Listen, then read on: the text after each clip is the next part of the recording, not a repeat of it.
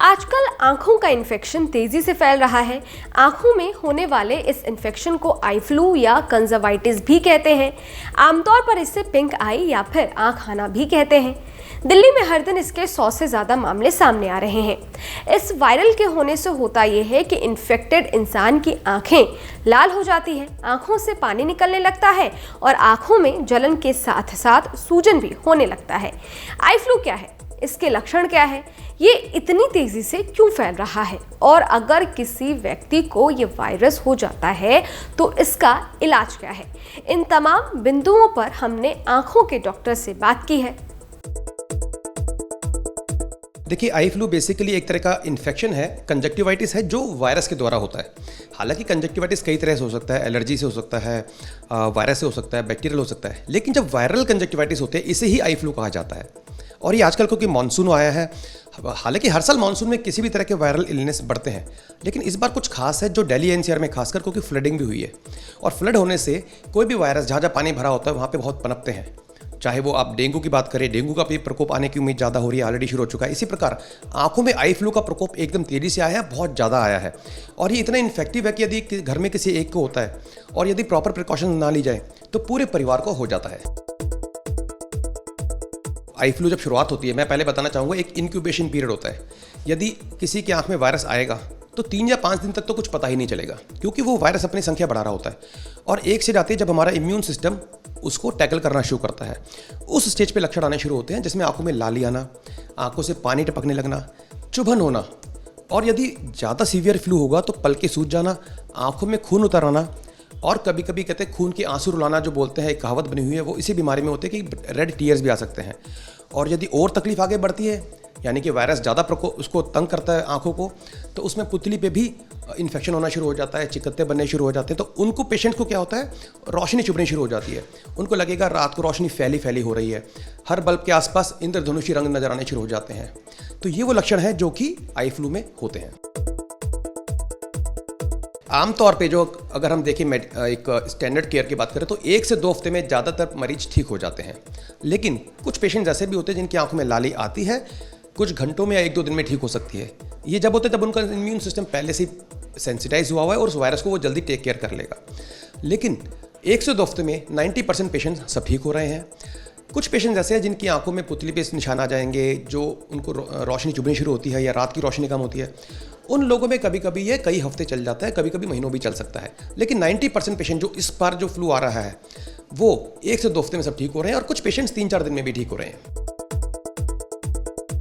देखिए, बच्चों में संक्रमण ज़्यादा फैलता है, बिल्कुल सही बात है। उसके 2 कारण हैं। एक तो ये कि इम्यूनिटी वीक होती है बच्चों की, तो उनकी जब इम्यूनिटी वीक होगी तो कोई भी वायरस आएगा तो ज़्यादा पनपेगा।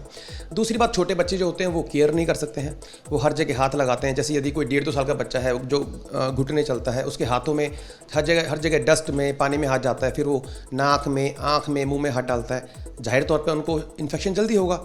और जब बच्चों को जल्दी हो जाता है तो बच्चों को पेरेंट्स गोदी में उठाते हैं, तो बच्चों के द्वारा पेरेंट्स को भी होना शुरू होता है, क्योंकि बच्चे का हाथ पेरेंट्स के आँखों में, चेहरे पर लगता ही है। तो ज़्यादातर शुरुआत बच्चों से होती है। इसलिए स्कूलों में जो बच्चे जाते हैं, आमतौर पर देखा जाता है किसी परिवार में जो आई फ्लू का आना होता है ये 2 तरह से आता है। या तो बच्चे स्कूल जा रहे हैं और स्कूल से वो वायरस को उठा लाए हैं अपनी आंखों में, या फिर जो लोग बाहर फील्ड वर्क करते हैं, बाहर जाते हैं, जगह जगह जाते हैं, उन लोगों से फैलता है। लेकिन यदि किसी भी हाउस होल्ड में, घर में या ऑफिस में एक व्यक्ति को हो जाता है और यदि प्रिकॉशन ना ली जाए तो हर व्यक्ति को वो इन्फेक्शन फैलने का खतरा होता है। क्योंकि मैंने पहले बताया कि इन्फेक्शन जब आँख में आता है तो उसके लक्षण आने में 3 से 5 दिन लगते हैं और वो 3 से 5 दिन ऐसे होते हैं मित्रों, जो कि वो दूसरों को भी इन्फेक्शन हम देना शुरू कर देते हैं, क्योंकि जब हमें लक्षण नहीं है हम प्रिकॉशन कैसे लेंगे। इसी वजह से बहुत तेज़ी से फैल रहा है। क्योंकि कॉन्टैक्ट लेंस लगाने के लिए आपको लेंस को वॉश करना, उसको क्लीन करना, फिर आंखों में लगाना, निकालना पड़ता है। इस दौरान जिस भी व्यक्ति के घर में किसी को भी आई फ्लू है या ऑफिस में है या कहीं पे भी किसी भी व्यक्ति को आसपास आई फ्लू है, मेरी सलाह रहेगी उनको कुछ दिनों के लिए कॉन्टैक्ट लेंस पहनना अवॉइड करना चाहिए और चश्मे पे स्विच हो जाना चाहिए। क्योंकि जिस भी प्रक्रिया में हमारे हाथ हमारी आंखों को छूते हैं, चाहे मेकअप करने में है, चाहे कॉन्टैक्ट लेंस लगाने में है या खुजली करने में है, यदि हमारे आसपास किसी को आई फ्लू है, क्योंकि वायरस नज़र नहीं आता तो हमारे हाथों के थ्रू हमारी आंखों में जा सकता है। यदि कॉन्टैक्ट लेंस पहनना बहुत अनिवार्य है तो आपको ये समझना है, पहले हाथों को अच्छी तरह सैनिटाइज कर लें। 20 सेकंड के लिए भी यदि आप साबुन पानी से हाथ धो लेते हैं तो वायरस बह जाएगा। और या फिर आजकल हम सब जानते हैं कोविड के बाद हर घर में सैनिटाइज़र अवेलेबल है, तो आप सैनिटाइज कर लीजिए हाथों को, यानी कि सैनिटाइज करने के बाद उसको ड्राई होने दीजिए हाथों को। उसके 2-3 मिनट बाद आप कॉन्टैक्ट लेंस पहन सकते हैं। नहीं, देखिए काला चश्मा जो है लगाते हैं लोग और लगाना चाहिए, लेकिन आई फ्लू उससे सीधा नहीं रुकता। क्योंकि सबसे अगर आप काला चश्मा लगाने से आई फ्लू को रोकना मान रहे हैं तो आप ये मान रहे हैं कि शायद आंखों के देखने से आई फ्लू फैलता है। तो हरीश जी, पहले तो मैं ये बात क्लियर करना चाहूँगा कि देखने से आई फ्लू नहीं फैलता। अगर देखने से आई फ्लू होता तो हर आई स्पेशलिस्ट आई फ्लू लेके बैठा होता। हम तो रोज़ 40-50 पेशेंट देख रहे हैं ना, अपनी आंखों से देख रहे हैं। तो देखने से नहीं फैलता तो चश्मा लगाने से बचेंगे कैसे? लेकिन हाँ, एक बात जरूर है, यदि आपने काला चश्मा लगा रखा है आई फ्लू के पेशेंट ने, या आप लगा के घूम रहे हैं, तो एक अच्छी बात जरूर होती है, जिसको आई फ्लू है तो आपको दूर से पता लग जाएगा कि इसको आई फ्लू है। तो जिनको नहीं है वो अपने आप कॉन्टैक्ट, एक तरह से इशारा मिल जाएगा, आप उनसे बचाव कर सकते हैं। दूसरी बात, यदि आंखों पे आप कोई भी चश्मा पहनते हैं, चाहे काला है चाहे नॉर्मल नंबर का चश्मा पहनते हैं, तो यदि आपका हाथ नेचुरली अनजाने में आंखों की तरफ जा रहा है तो आंखों को छूने से पहले आपको चश्मा उतारना पड़ेगा। तो आई फ्लू के टाइम में यदि आप सतर्क हैं तो आप सोचेंगे अच्छा चलो मुझे आंखों को नहीं छूना, तो एक तरह से इनडायरेक्टली थोड़ा हेल्प कर सकता है। लेकिन ये मत सोचे कि मैंने काला चश्मा पहन लिया और मैं आंखों को छूता रहूंगा तो भी आई फ्लू नहीं होगा, क्योंकि काला चश्मा जो है वो आई फ्लू को फैलने से सीधे तौर पे नहीं रोक सकता। बचाव कैसे करें? तो देखिए, बचाव 2 हिस्से में होते हैं। एक तो जिनको आई फ्लू हो चुका है, तो यहाँ मैं बताना चाहूँगा जिसको भी आई फ्लू हुआ है, आमतौर पर लोग छुपाने की कोशिश करते हैं और लापरवाह रहते हैं। तो देखिए, आई फ्लू फैलने का मतलब है, आपकी आंख में आने का मतलब है आप उस वायरस का भंडार है और जहाँ भी आप जाएंगे उसको फैलेंगे। यदि संभव हो सके तो अपने आप को एक कमरे में कन्फाइन कर लीजिए। अगर आप वर्क फ्रॉम होम कर सकते हैं, घर में रहिए। बच्चों को स्कूल बिल्कुल मत भेजिए। तो जिनको आई फ्लू हो चुका है उनको ये सावधानी रखनी है और उनकी एक जिम्मेदारी बनती है कि जो भी व्यक्ति उनके संपर्क में आने वाला है उसको बोलते मुझसे दूर रहें, 6 या 8 फुट की दूरी पे। अपनी टेबल, अपनी जहाँ भी आपने हाथ छुए हैं, हाथ लगाए हैं, उन सरफेसेस को छूने के मना करिए ताकि वायरस आपके थ्रू दूसरे के शरीर में ना जाए। दूसरी बात होती है जिनको आई फ्लू नहीं हुआ है वो क्या सावधानी लें? उनके लिए ज़रूरी है कि वो ये मान के चलें कि उनके हाथों में वायरस आ चुका है। देखिए, यदि आप मान के चलेंगे हाथों में वायरस आ चुका है तो आप क्या करेंगे? आंखों को छुएंगे नहीं और थोड़ी थोड़ी देर में अपनी आंखों को साफ करते रहेंगे, हाथों को धोते रहेंगे। जैसे 20 सेकंड के लिए साबुन पानी से धो लीजिए या सैनिटाइजर यूज़ करते रहिए। तो जिनकी आंखों में अभी तक आई फ्लू नहीं आया है, यदि वो अपने आंख, नाक और मुंह को बिना हाथों को धोए या बिना सैनिटाइज करे नहीं छुएंगे तो आई फ्लू से आप बचे रहेंगे।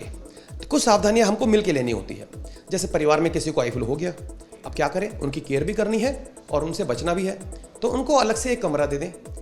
आप उनसे मिलना जुलना बंद करने की जरूरत नहीं है। कोई भी व्यक्ति सेफली उनके कमरे में जाके वापस आ सकता है, लेकिन जाने से पहले हाथ सैनिटाइज कर ले। उनकी आंखों में दवा डालनी है, उनकी मदद करनी है, उनको खाना देना है, पानी देना, सब दीजिए। उसके बाद निकलते समय या तो हाथ साबुन पानी से धो लीजिए आने के बाद, या सैनिटाइज कर लीजिए, तो आप जरूर बचे रहेंगे। तो यदि हम वायरस को सरफेसिस पे आने से रोक लें या सैनिटाइज कर दें और अपनी आंखों में जाने से रोक लें तो इस आई फ्लू से भली भांति बचा जा सकता है। कुछ चीज़ें जैसे हम कहाँ आमतौर पे आई फ्लू पिक करते हैं, जैसे आप किसी बिल्डिंग में गए, ऑफिस में गए, आप क्या करेंगे? लिफ्ट का स्विच दबाएंगे, आप डोर का हैंडल खोलेंगे। इन्हीं जगह पे वायरस जो है वो आ चुका होता है यदि कुछ घंटे पहले कोई ना कोई आई फ्लू वाले व्यक्ति ने उसको छुआ है। तो अब आपको तो पता नहीं, आपने तो लिफ्ट का स्विच दबाया है, डोर का हैंडल खोला, कहीं पे हाथ लगाया, कहीं रेलिंग को उतरते हुए सीढ़ी पे हाथ लगाया। तो इसलिए आपको ये मानना है कि हर जगह वायरस है। अपने हाथों में जब तक वायरस होगा ना दोस्तों, आंखों में नहीं जाएगा। हाथों से जब आप आंखों को छुएंगे जब भी जाएगा, और आंखों के साथ साथ नाक और मुंह को छूने से भी जाएगा। तो यदि आप ये प्रिकॉशन रखेंगे तो मैं उम्मीद करता हूँ इस आई फ्लू से बचे रहेंगे। अच्छी बात यह है कि इस बार ये आई फ्लू कम तंग कर रहा है, यानी कि सिम्टम्स थोड़े से कम दे रहा है और आमतौर पर पेशेंट्स 5-7 दिन में ठीक हो रहे हैं। लेकिन क्योंकि जब इन्फेक्शन कोई फैलता तेजी से है तो इसके हमारा सोशल इकोनॉमिक लॉस होना शुरू हो जाता है। लोग ऑफिस नहीं जा रहे, बच्चे स्कूल नहीं जा रहे। तो इसके लिए सावधानी रखें। जिसको भी आई फ्लू होता है वो फैलने से रोके और घबराने की जरूरत नहीं है। ये खतरनाक बीमारी नहीं है, केवल तेजी से फैलने वाली। देखिए, खाने पीने का मैं कहूँगा, अगर आप पौष्टिक खाना खा रहे हैं, संतुलित आहार खा रहे हैं, तो स्पेशल कुछ खाने से इस फ्लू से बचने की कोई खाने की जरूरत नहीं है जो कि स्पेशल खाना हो। लेकिन हाँ, कोशिश करिए कि घर का खाना खाएं, क्योंकि अगेन बाहर खाने जा रहे हैं तो खाने के माध्यम से भी तो हाथों में वायरस आ सकते हैं। यदि आपको बाहर का खाना जरूरी है तो कोई ब्रांडेड खाना खाएं और पौष्टिक खाना जरूर खाते रहे, क्योंकि इस समय हमारी इम्यूनिटी होती है किसी भी इन्फेक्शन से हमें बचाती है। इम्यूनिटी को बढ़ाने के लिए आप जो भी खाना लेंगे वो आपके लिए स्वास्थ्य है। हमारे किसी भी सलाह पर अमल करने से पहले आप अपने डॉक्टर की सलाह जरूर लें, उनसे कंसल्ट जरूर करें। ये वीडियो आपको कैसा लगा हमें कमेंट बॉक्स में लिखकर जरूर बताइएगा। इसके साथ ही अगर आप ये वीडियो हमारे फेसबुक और इंस्टाग्राम पेज पर देख रहे हैं तो पेज को फॉलो कर लीजिएगा और हाँ, वीडियो को लाइक करना मत भूलिएगा। शुक्रिया।